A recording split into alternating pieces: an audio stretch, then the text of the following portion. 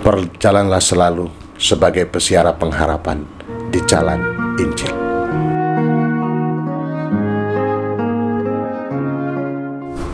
Salve Bapak Ibu Saudara-saudariku yang terkasih. Hari ini Minggu Paskah yang keempat, yang kemudian kita kenal juga sebagai Hari Minggu Doa untuk Panggilan. Dan tahun ini Hari Doa Sedunia untuk Panggilan yang ke-62. Dan pada kesempatan ini saya membagikan pesan Paus Fransiskus. Ini sesuatu yang berkesan karena dalam sakitnya, di masa akhir hidupnya, dia menulis pesan untuk Hari Doa Sedunia untuk Panggilan. Paus Fransiskus almarhum membuat judul Pesiara Pengharapan Anugerah Kehidupan. Bapak Ibu Saudara-saudari yang terkasih, panggilan adalah sebuah anugerah yang berharga yang Allah taburkan dalam hati.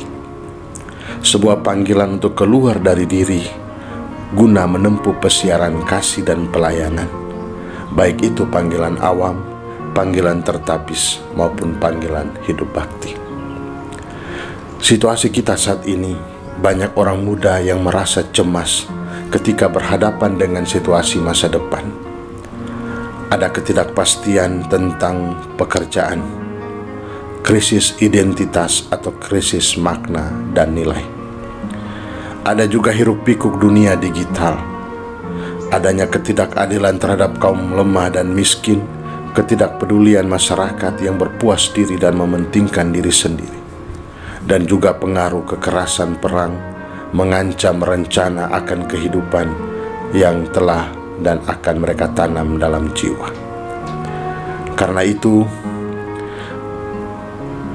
kita juga menyadari di tengah situasi keadaan saat ini dengan segala hal yang membuat orang muda merasa cemas, tetapi kita hadir sebagaimana Allah yang mengenal kedalaman hati manusia, tidak meninggalkan kita dalam ketidakpastian.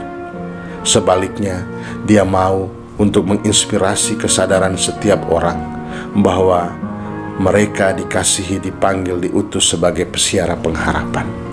Inilah juga yang ditekankan dalam Injil hari ini, yakni Allah sebagai Bapa, sebagai Gembala yang baik hati. Oleh karena itu, kita semua, secara khusus para gembala, didesak untuk merengkuh, mencermati, serta memperhatikan dan mendampingi perjalanan panggilan generasi muda ini. Mereka dipanggil untuk apa? Menjadi pemeran utama bersama dengan Roh Kudus yang di dalam hati kemudian menginspirasi hasrat untuk menjadikan kehidupan sebagai anugerah kasih. Bapak Ibu Saudara-saudari yang terkasih, secara khusus orang-orang muda, jangan katakan kamu masih muda. Hidupmu bukanlah sementara, karena kamu adalah milik Allah.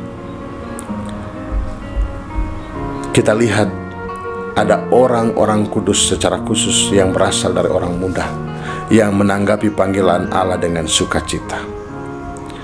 Ada Santa Rosa da Lima, Santo Dominikus Savio, Teresia dari Kanak-kanak Yesus, dan masih banyak lain. Dan juga Beato Carlo Acutis yang sebenarnya tanggal 27 April yang lalu dikanonisasi. Masing-masing mereka menjalani panggilan mereka sebagai pesiara menuju sukacita sejati dalam persahabatan mereka dengan Yesus yang hidup. Ketika kita mendengarkan sabdanya, hati kita berkobar-kobar. Itulah yang kemudian dimaknai oleh orang-orang kudus muda ini. Dan juga kita merasakan hasrat mempersembahkan seluruh hidup kita kepada Allah. Maka kita ingin menemukan cara apa dan dalam status kehidupan yang bagaimana kita membalas kasih yang pertama-tama diberikan kepada kita. Saudara-saudariku yang terkasih, setiap panggilan itu dirasakan di dalam kedalaman hati kita, menumbuhkan jawaban sebagai dorongan batin pada kasih dan pelayanan, sebagai sumber pengharapan dan amal kasih, bukan sebagai pencarian jati diri otomatis. Dalam bacaan pertama, kita juga mendengar bahwa kita semua dipanggil untuk merengkuh banyak orang yang mungkin selama ini terabaikan, yang ditinggalkan. Bangsa-bangsa lain juga direngkuh dengan pelayanan kasih kita. Karena itu, panggilan dan pengharapan itu teranyam dalam rencana ilahi demi sukacita setiap manusia. Semua pribadi kita, sebagaimana bacaan pertama, semua bangsa secara pribadi dipanggil untuk mempersembahkan hidup mereka bagi sesama. Maka banyak orang muda ditawarkan untuk berupaya memahami jalan panggilan yang Allah berikan untuk mereka hidupi. Ada banyak jalan, mau tertabis, hidup dalam pernikahan, dan banyak hal lainnya. Kita hidup dalam komitmen demi kebaikan bersama untuk memberi kesaksian iman di antara satu sama lain. Panggilan juga harus dijiwai oleh pengharapan. Dengan demikian, kita menyadari bahwa pengharapan itu jauh lebih besar dari sekedar optimisme manusiawi. Pengharapan adalah suatu kepastian yang berakar dalam iman kepada Allah. Panggilan menjadi matang melalui komitmen setiap hari untuk senantiasa setia kepada Injil, dalam doa, dalam discernment atau pembedaan roh, dan dalam pelayanan. Bapak Ibu, secara khusus kaum muda, pengharapan kepada Allah itu tidak mengecewakan, karena Dia menuntun setiap langkah mereka yang percaya kepadanya. Dunia membutuhkan kehadiranmu, dunia membutuhkan kehadiran kita semua pesiara pengharapan yang berani mempersembahkan totalitas hidupnya kepada Kristus dengan penuh sukacita karena murid, karena semangat misioner. Bapak Ibu, saudara-saudari yang terkasih, penyingkapan panggilan personal terjadi melalui discernment panggilan, melalui pembedaan roh. Proses ini tidak pernah berjalan sendiri, melainkan berkembang dalam komunitas Kristiani dan menjadi bagiannya. Realitas dunia menunjukkan bahwa kaum muda seringkali terburu-buru atau tergesa-gesa untuk mengisi hari-hari dengan berbagai macam kesibukan, kebisingan, sehingga kemudian kurang mengalami keheningan batin. Paulus mengajak kita semua untuk beranikan diri untuk berhenti sejenak, mendengarkan hati nurani, dan minta kepada Allah apa yang ingin Ia berikan untuk kita. Keheningan dalam doa sangat mutlak untuk membaca panggilan Allah dalam sejarah personal untuk memberikan jawaban yang bebas dan sadar. Luar biasa. Di tengah hiruk-pikuk dunia ini, sebagaimana realitas yang saya gambarkan di bagian awal tadi, Paulus mengajak kita untuk berhenti sejenak dari semuanya itu. Mengapa demikian? Karena sikap reflektif memungkinkan kita memahami bahwa kita semua dapat menjadi pesiara pengharapan, menjadikan hidup kita sebagai anugerah, khususnya dalam pengabdian kepada mereka yang mungkin kekurangan. Barang siapa mendengarkan Allah yang memanggil, ia tidak dapat mengabaikan jeritan kepedihan sesamanya yang dikucilkan, terluka, dan ditinggalkan. Setiap panggilan menegaskan misi untuk menghadirkan Yesus Kristus di tempat yang paling membutuhkan terang dan pengharapan. Kita semua dipanggil secara khusus kaum awam untuk menjadi garam, terang, dan ragi. Itulah juga ditekankan oleh Paus Leo ke-14 dalam sapaan yang pertama, bahwa kita semua hadir membawa cahaya Kristus.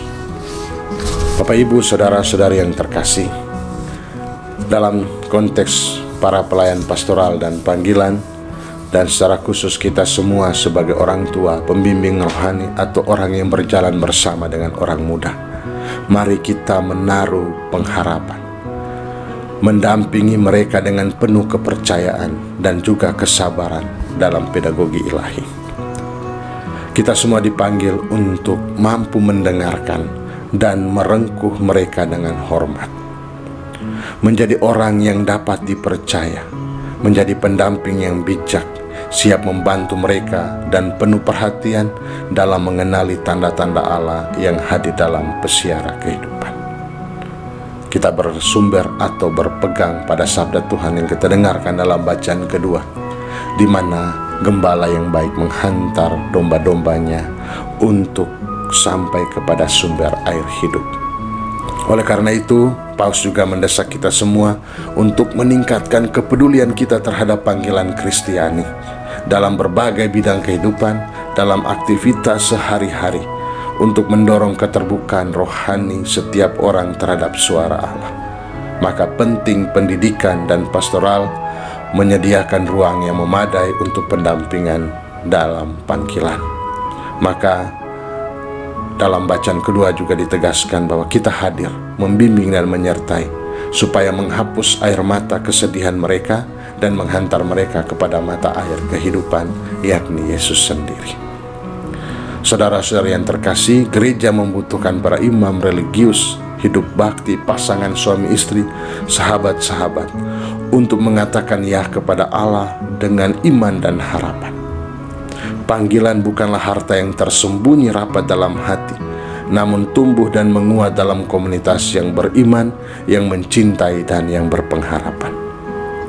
Tidak ada seorang pun dapat menanggapi panggilan Allah seorang diri.